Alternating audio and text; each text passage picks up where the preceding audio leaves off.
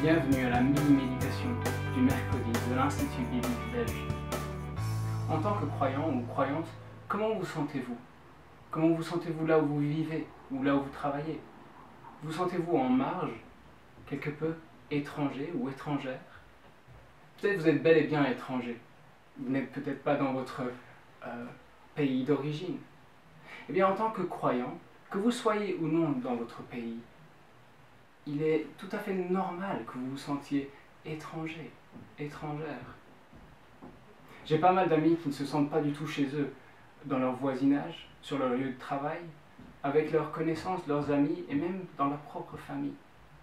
Et ceci parce qu'ils sont croyants, à cause de leur foi.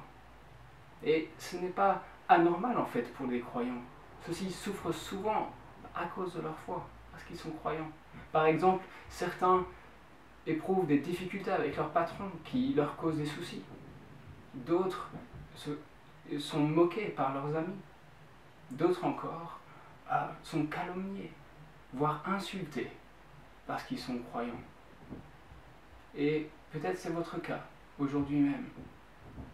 Eh bien, Pierre, dans sa première épître, parle à des étrangers, eux aussi, des gens qui ne sont pas acceptés, des gens qui sont rejetés à cause de leur foi. Et ceci alors qu'ils étaient dans leur propre pays. Et voici comment Pierre commence sa lettre pour les encourager. Voici ce qu'il dit au chapitre 1, versets 1 et 2. Pierre, apôtre de Jésus-Christ, à ceux qui ont été choisis et qui vivent en étrangers, dans la dispersion, dans le Pont, en Galatie, en Cappadoce, en Asie et en Bithynie, tels qu'ils ont été désignés d'avance par Dieu le Père, dans la consécration de l'Esprit, pour l'obéissance et l'aspersion du sang de Jésus-Christ, que la grâce et la paix vous soient multipliées. Vous voyez ici, Pierre ne nie pas le fait qu'ils se sentent comme étrangers, il le reconnaît.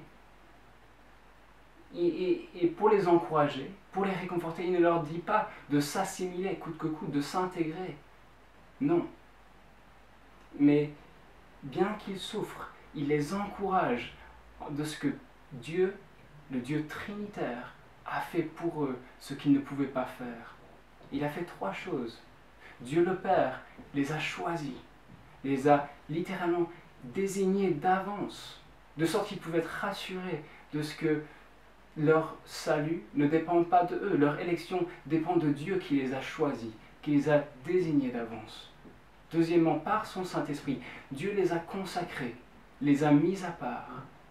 Et il les a mis à part pour 2 choses qui sont souvent liées dans cet épître, pour l'obéissance, mais aussi pour l'aspersion du sang de Jésus-Christ, pour l'aspersion du sang par lequel ils sont pardonnés, sauvés. Et vous qui êtes étrangers, qui souffrez à cause de votre foi, parce que vous êtes croyant ou croyante, vous qui souffrez peut-être à cause de la maladie ou du chômage, soyez reconnaissants. Soyez aussi pas surpris, n'essayez pas de vous assimiler coûte que coûte en évitant d'être étranger. Soyez reconnaissants que Dieu a fait pour vous l'impossible. Il vous a élu, il vous a consacré par son esprit et il vous a sauvé par le sang de Jésus.